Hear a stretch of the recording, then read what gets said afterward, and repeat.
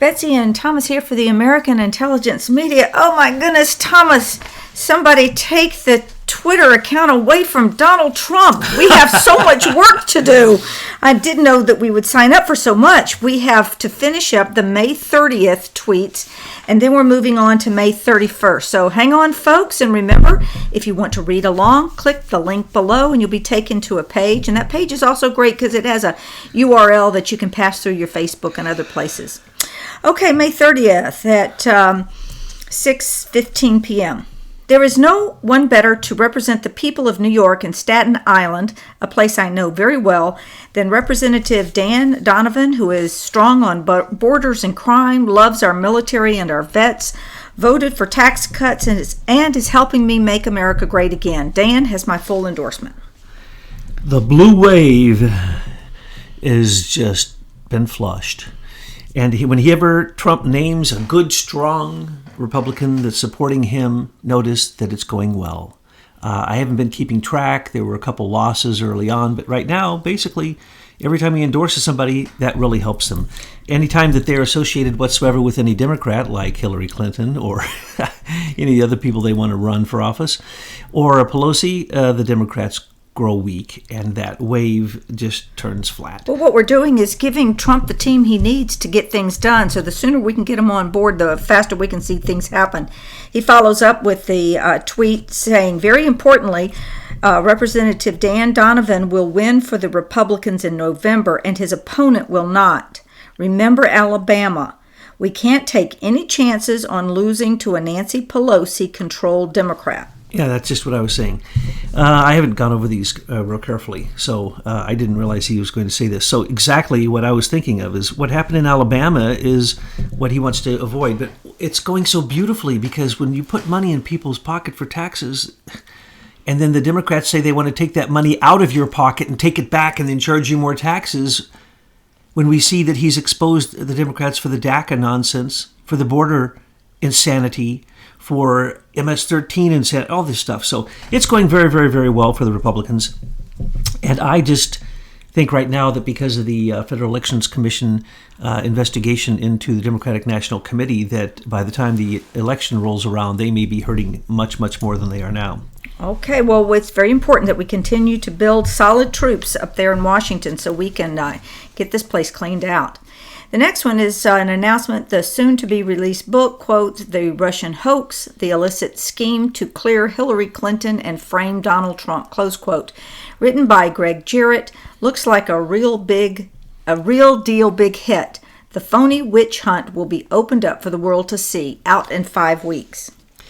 He likes to do that, you see, when he names a book that's like Peter Schweizer's new book, Secret Empires, which takes down Mitch McConnell, who, of course, has been an obstructionist, who takes down Biden and Biden's son, Hunter Biden, in that book by Peter Schweizer.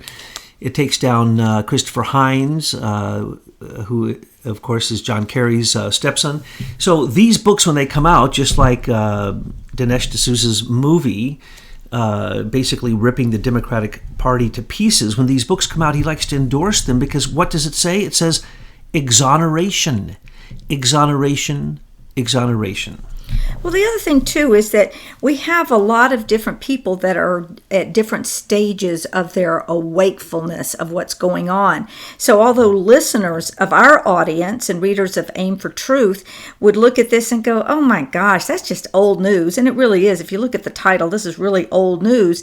But for some people, they're not even there yet. I was just with a businessman earlier for a meeting, and I asked him, and someone I respected, where do you go to get your news? And he couldn't name any place. So I just said, hey, look, you need to follow the Trump tweets. In our age of falsehood politics, when their truth is so slim to find, people don't have the time to try to pick through what is being presented to them in their media to see what is the truth, so they simply ignore it. They are on overwhelm. They have no idea what is going on. The only thing they know is what someone tells them at work in their moments when they, chatting with their friends at work.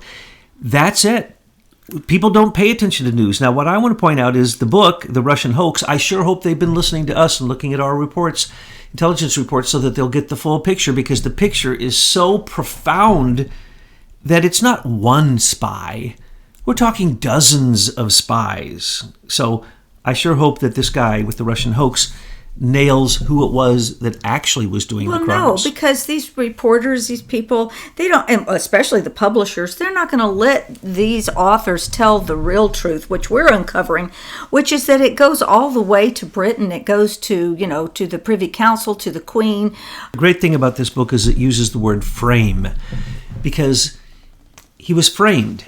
Okay, they want to say, oh, it was an informant, not a spy, therefore it was legal. Clapper says it was legal. It wasn't legal. The framing that went on starting in March, that we know of by documentation of Trump, March 2016, those were frame-ups. Those were, in fact, crimes against a U.S. citizen, as well as the election, which is a crime against we the people and the Constitution, as well as a president-elect and then a president. This goes on. This is a frame-up job, and it's more than a Russian hoax. It's more than a Spygate. It is Spygate to the 10th power. Yes. Now, the cute little thumbnail that I selected today was President Trump looking adoringly at a young Jordan McLean. It was a beautiful picture, and I urge you to go inside and check out the little video of this young man as he meets Donald Trump. And the tweet reads, President Trump kisses Jordan McLean. Oh, it comes from the Scavino 45, excuse me. President Trump kisses Jordan McLean, who suffers from Duchenne muscular dystrophy, after signing the #Right to Try Act. That was the sweetest thing. It showed that we have a president who actually loves children, instead of like Joe Biden in front of the press, what he does to little girls, or what we've seen Obama do to his own relatives, the little girls that he's, please don't get me started. Or have you seen Hillary Clinton actually have a moment of compassion with a child? Have you ever seen Bill Clinton? Have you ever seen any president, in fact, ever have a moment of compassion like you saw there? And that's what Trump has for everyone. Not only that terminally ill child, but that veteran who's lost both legs, or whoever it is. That compassion, that love is there. And if you can't see it, then people are blind. Because he loves all Americans. So, exactly. And just as we do too. Now let's get into some juicy stuff, right? Because we're all geared up for this. The next tweet reads, quote, the recusal of Jeff Sessions was an unforced betrayal of the President of the United States, close quote, Joe DiGenova, former U.S. Attorney. Joe, I love Joe DiGenova. He's the first one to use the word frame that I saw anywhere. And he just calls it for what it is. And so what does he say? He says this. I love this. This is legal terms. Unforced betrayal. In other words, it was a forced betrayal of the president. In other words, he says Jeff Sessions betrayed the president when he took the job. Well, he betrayed Americans. He betrayed Americans, and he basically made sure that the team that was against Trump knew that he was with them. And he slow-walked everything, and we pointed out yesterday, every action that he has taken has hurt Americans. I don't know anything he's done that's good, and he hasn't done not one single thing that I would agree with, and all the things that he didn't do, his sins of omission, are astounding. That's the reason, some people called him Mr. Magoo.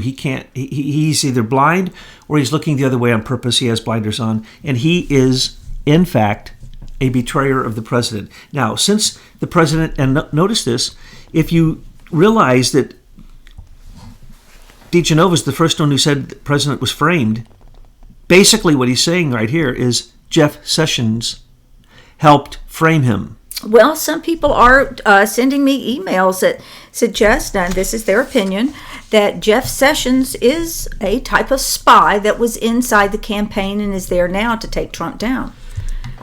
We didn't know this. He came out because of the borders thing, and then Trump, remember, Trump has championed anyone who came along because so few people would support him in the early game. And so in the early game, a lot of those people are gone. He championed them because those are the only people he had.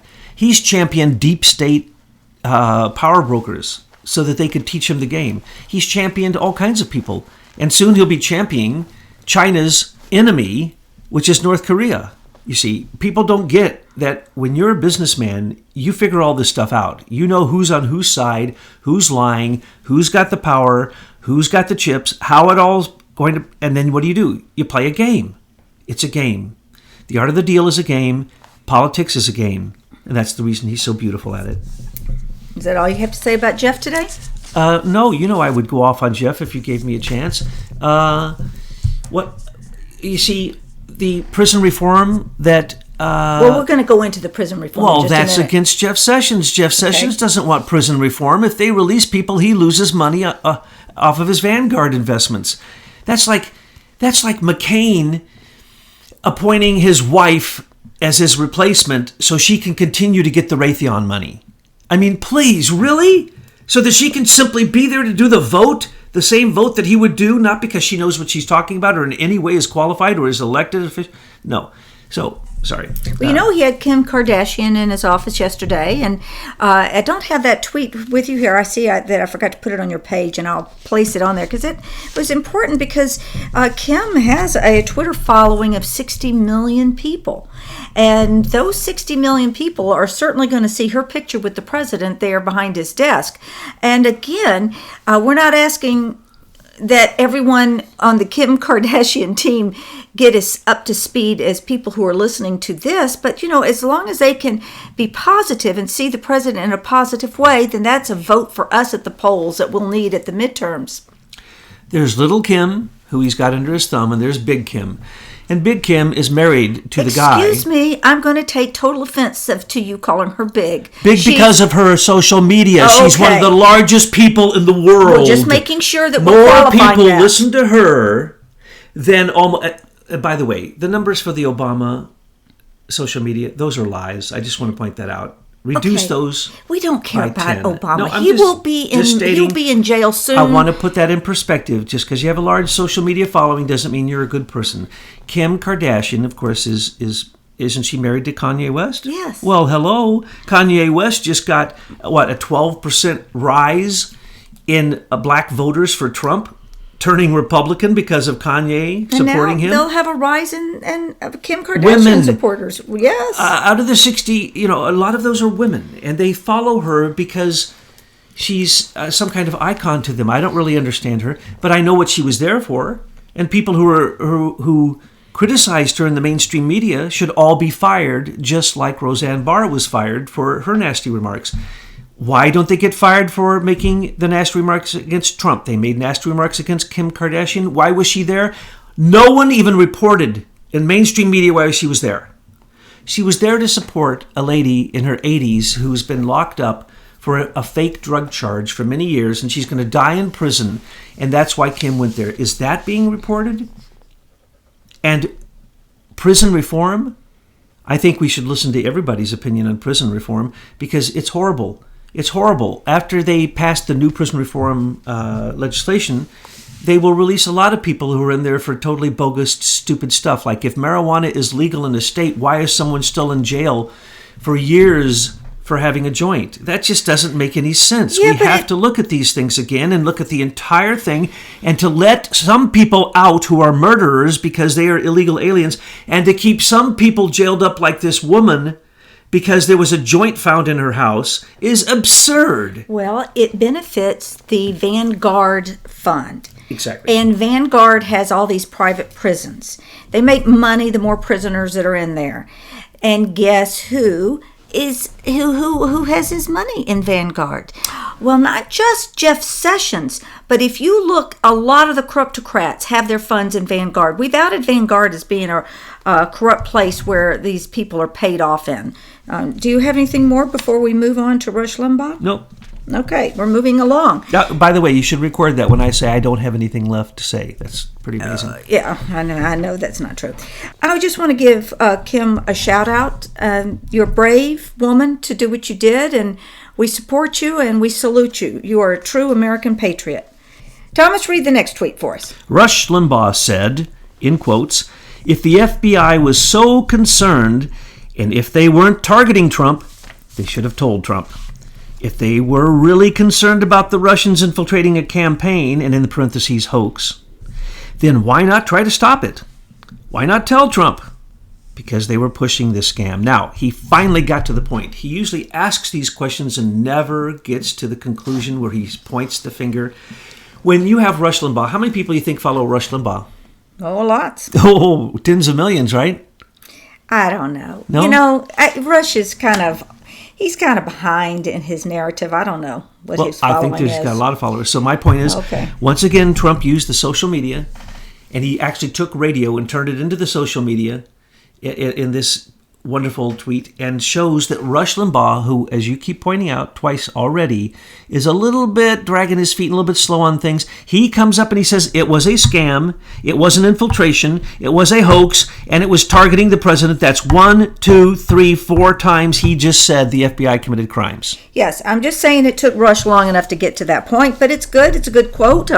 Trump can't say that for himself, so he has somebody else speak it. Rush has a great audience. Those folks will listen, pay attention. And he says, why not tell Trump? They were obliged to tell Trump. I'm going to repeat this because I've not seen this in print or heard anyone say this before. And I say it, I've been saying it since the day it happened. When he was told about a continuing 5-year-long investigation of the department, Clapper was investigating him, Comey was investigating Manafort, even the CIA was looking at him. The Treasury Department was looking at him. There were 4 or 5 special investigations going on against Manafort for years, and that's not what he's being indicted for. None of that. None of that. They could find nothing there, right?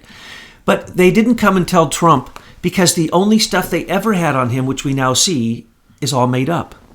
So they didn't come and tell Trump they had this because they were trying, as Democrats, to depose the most powerful Republican lobbyist, opposition group, propaganda group, Manafort, Stone, Kelly, and Black, which is kind of the opposite of Podesta Brothers. They were trying to take them down for years because, again, Manafort had gone over to Ukraine and stood against Victoria Nuland. Did I get her name right? Victoria Nuland, who said that she spent, I forget, I'm not going to misquote the number, a huge amount of money, billions, in Ukraine to depose Viktor Yanukovych, who Manafort was supporting, got into the presidency once. Victoria Nuland and the Orange Revolution of George Soros with the CIA and all the fake Democratic groups and all went in and brought back the Nazis, the Party of Regions. And so I just want to point one thing out as a sideline here. John Brennan said he got a call from someone in Ukraine, and that's what started the entire Crossfire hurricane. That's all lies. But so what? You get a call from a bunch of Nazis. Remember, the Party of Regions is the same Nazis, the same fascists, same flag, same slogans as supported Hitler. They are Nazis. They're proud of being Nazis. You got Joe Biden on stage with the 3 oligarchs that Manafort was accused of doing dirty business with his offshore accounts. Joe Biden is giving the Heil Hitler along with them. Go ahead, look it up. Joe Biden saluting, giving the Nazi salute to the Party of Regions when he was there. And then his son was placed on their largest liquid gas board in a paid position, Hunter Biden. That's in the book, Secret Empires. Go read it, Peter Schweizer. And what are you going to find out? That then they went to China after that, and Hunter Biden and Christopher Hines then got a huge deal in China, a $1.5 billion deal. So this is what goes on. But Ukraine is where the bad information came out of. They tried to frame Manafort, okay?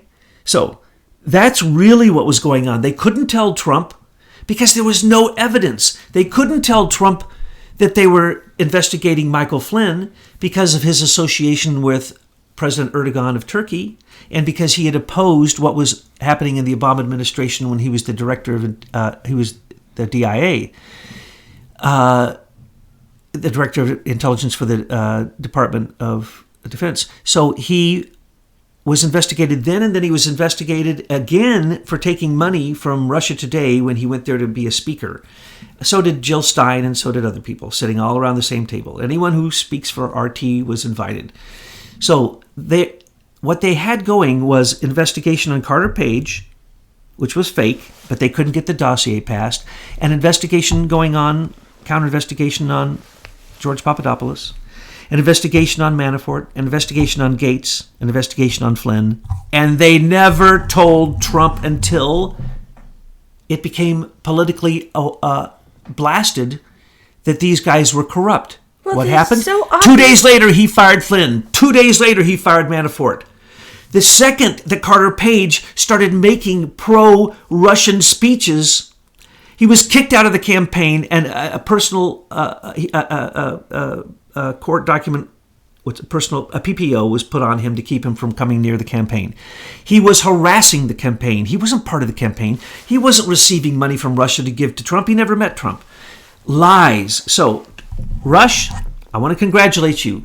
You're almost there. And Betsy would like to see Rush start reading Truth News headlines and catch up with the narrative so that his audience can be even better educated and informed.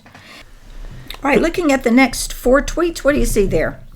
Well, you post, the nice pictures that were posted along with it and the activities. And it was basically a field day at the White House to promote students and young people getting into sports. And, it's a very good program. The whole White House has a thing, for health. Even when we were young, we get the little pin if we did the sports and stuff. So, but it's promoting it on all levels, all around, not just schools. And it's basically taking what Michelle Obama did when she tried to get people back into sports. What I find funny though is Michelle was when she was playing the role of Michael, she was a football player. Michael Robinson looks like a football player. My joke was going to be that I don't understand why we just can't come out and say we had our first tranny we had a president and a first tranny. What is the big deal here? Well, it was said by Joan Rivers and many others who knew her personally. Nobody hardly knew her better than Joan Rivers. And Joan turned against her. So anyway, but the point is that when she was out there, remember when she did this? She was in slacks and a shirt, and she started playing football with all of them, and she just knocked everybody over, and she got so into it that she was mowing children over and running over them, and you looked like a professional football player. Anyway, I'm just pointing that out, that I thought that Ivanka looked a little bit nicer. She wasn't out there playing the sports, but they seemed to be enjoying themselves. And I thought it was kind of delightful. This is just another one of these things that he has to do to be, this president with all this social stuff. As you said, how does this man do all of this stuff? And I said, well, and we don't even see a tenth of what he has to do. Anyway. All right. Go sports. Okay. The next thing is Iger. Where is my call of apology? You and ABC have offended millions of people, and they demand a response. How is Brian Ross doing? He tanked the market with an ABC lie, yet no apology. Double standard! ! He wants them to apologize for the fact that 97% of all mainstream media is negative on Trump. And that means they're lies. Not just negative, they literally make up stuff. What name has Trump not been called? What name has a news anchor not called Trump? How come none of them, ABC or anywhere else, had to get fired? Because they're paid by the globalist and they don't want Trump. I mean, it's as simple as that. So he's just pointing out that, Brian Ross and all the different fake stories. Remember when they had the list of all the different fake news? And the list just went on and on and on. The gigantic lies they never retracted. So what is really sad is that Roseanne got fired because she's on multiple drugs. And Ambien makes you do things. She didn't get fired because she's on drugs. She got fired because some people felt her tweet was not appropriate. Her ex-husband said that she's on multiple drugs. But that's not the reason. And that they had a policy that she was not allowed to have her phone. Because on those drugs, she was doing crazy things. She had her phone. And so he said, look, this could have been stopped if they would have followed through with the standard policy that she can't have a phone and be allowed to send messages out on social media because she's a wild woman, because when her drugs wear off or when they kick in or when whatever. And then and then the makers of Ambien come out and say, racism is not a side effect. No, but death is. Not remembering what happened to you for 24 hours is. Look at Tiger Woods. It was Ambien that again and again got him into multiple car wrecks, that got him into a state that was literally unrecognizable and ruined his game. But your statement is like when people say guns kill. Guns don't kill. People holding the guns kill. The doctor gave him the drugs. When you say Ambien kills, no, it's not the Ambien that kills. It's the doctor that prescribes it to a patient. And the pharmaceutical company that made it. a doctor who prescribes it to a patient maybe who shouldn't be on it. And then Roseanne has a responsibility to use her drugs appropriately. And she has a responsibility as an adult to put her phone away if she can't exercise Twitter control. So, I just want to put the blame where it is, where it belongs. Well, I want to put it back on the doctors and iatrogenic death. The number one cause of death in America is doctor misprescribed drugs and doctor bad actions that kill people. So what I'm stating is very, very simple.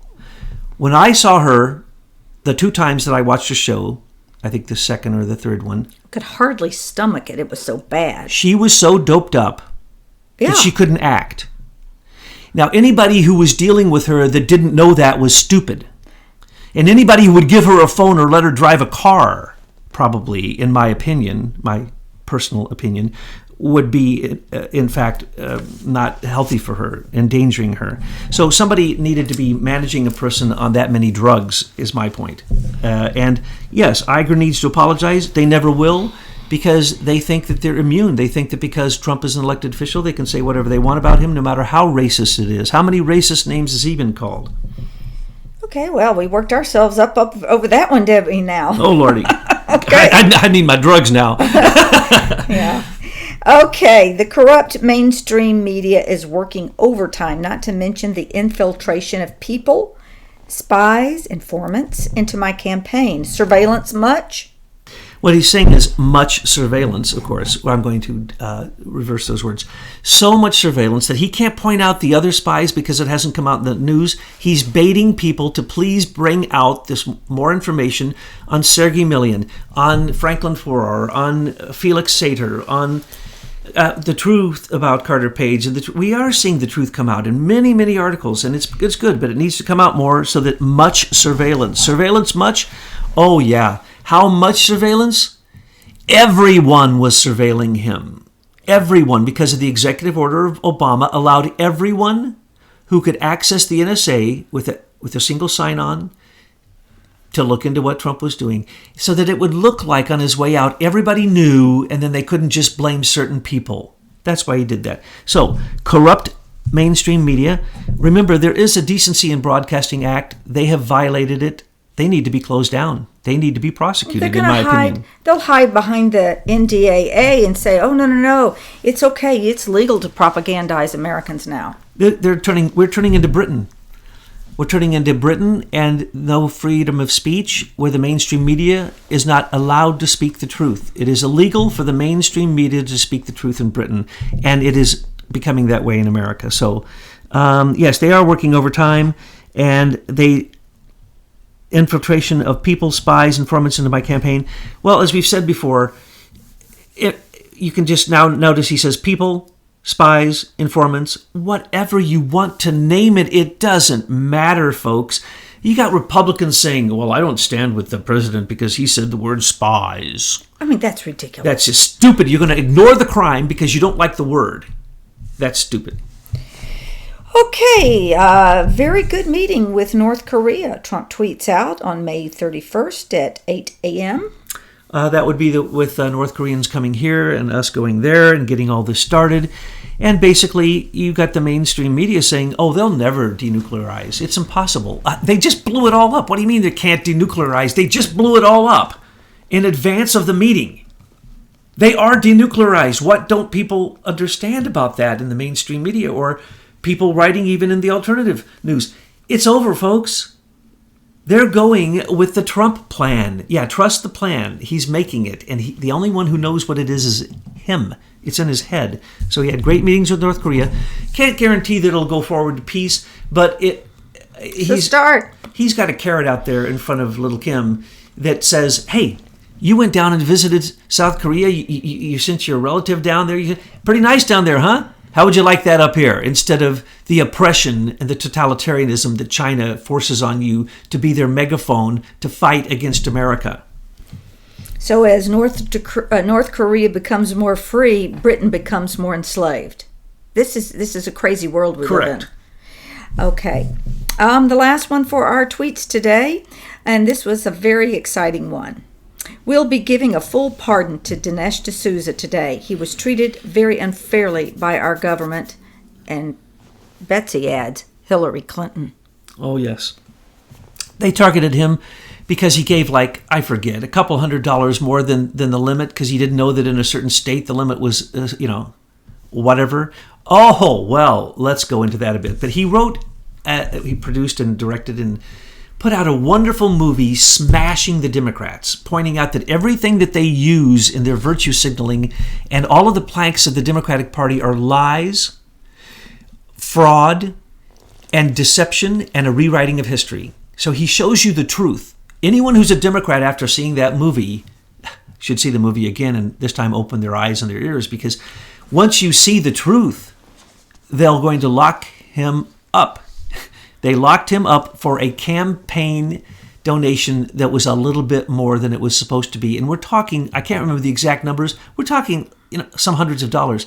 But in Maine, the guy who brought the Federal Elections Commission charge against the Democratic National Committee for taking $84 million from the different states and funneling it directly to Hillary Victory Fund, he didn't get any action on that, so he went to Maine, where so much of this money was shuffled to her by people like movie stars, what's that guy's name? Anyway, he calls together all these rich people, they write a $40,000 check, and they allow this to happen because then they say they're going to break that check up and they're going to send it to all 50 states, and then those states can give it to the candidates, all the candidates, and it's supposed to go to everybody when you do this collectively, and then you're not limited by a small amount. So all these people that were called to all these parties, all those big name parties, wrote $40,000 checks. They went directly to the Hillary Victory Fund. They didn't even go to the states, and that's what Donna Brazile said. It was completely rigged, and that's what was on the Democratic National Committee server, and we've been telling you this since day one. That corrupt money is there, and that is illegal, and it's not just 40,000. We're talking about the super PACs are doing the same thing, and then they shuffle it around, and in some cases, they didn't even send it to the super PAC. They didn't even send it to the state. They sent it straight to Hillary Victory Fund. Dinesh D'Souza, I loved his films, especially the timing right before the election. I think he did a great job in boosting support for Trump.